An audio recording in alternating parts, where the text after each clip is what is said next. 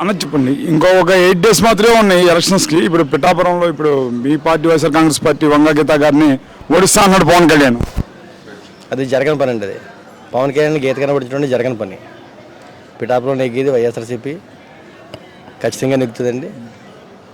ఎందుకు జరగదు అంటారు? ఇప్పుడు అటు చూస్తే పవన్ కళ్యాణ్ మద్దతుగా సినీ పరిశ్రమ అంతా తరలి వచ్చి ప్రచారం చేస్తున్నారు కదా. సినీ పరిచయం వచ్చినా ఇక్కడ పిఠాపురం జన సైనికులైనా సరే జనసేన నెగ్గుతుంది ప్రచారం మాత్రం చేయగలరండి. కానీ అటు చూస్తే మరి దాదాపు 90,000 పైచీలకు కాపు ఓటర్లు అధికంగా ఉన్నారు కదా ఇక్కడ. మరి 90,000 ఓట్లు కాపులు ఉన్నారని మీరు చెప్తున్నారు, బాగుంది. 90,000 మంది కాపులు గీత గారికి వేస్తారా? వన్ సైడ్ వేస్తారా కాపులు? కానీ మెజారిటీ ప్రజలు ఎవరైతే ఉన్నారో కాపులు పవన్ కళ్యాణ్ మద్దతుగా ఉన్నారు. పవన్ కళ్యాణ్ గెలవడం అయితే నుంచి ఖాయం అయిపోయింది అని చెప్పేసి అంటున్నారు కదా. ప్రచారం మాత్రం చేయగలరు చెప్తున్నారు కదండి. వాళ్ళు ఓన్లీ ప్రచారం మాత్రం చేయగలరు. గ్రౌండ్ లెవెల్లో ఓటర్తో ఓటించే సత్తా జన సైనికులు లేదు.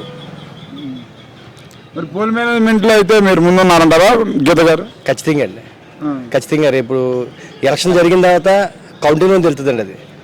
అది జనసేనకి ఎంత ఉంది, పిఠాపురం నియోజకవర్గంలో వైఎస్ఆర్ పార్టీకి ఎంత ఉంది అనేది కౌంటింగ్ తెలుస్తుందండి.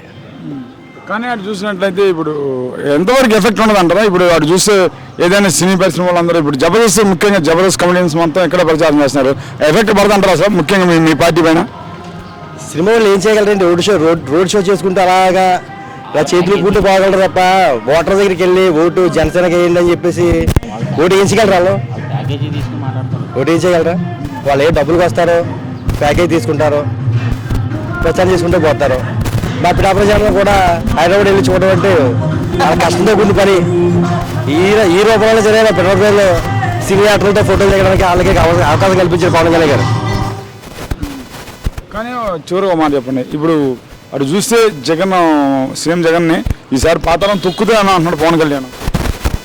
జగన్ పాతాళం తొక్కే నాయకుడు పుట్టలేదు సార్. నిజంగా జగన్ పాతాళం తొక్కాలంటే మళ్ళీ ఇంకో జగన్ పుట్టి రావాలండి.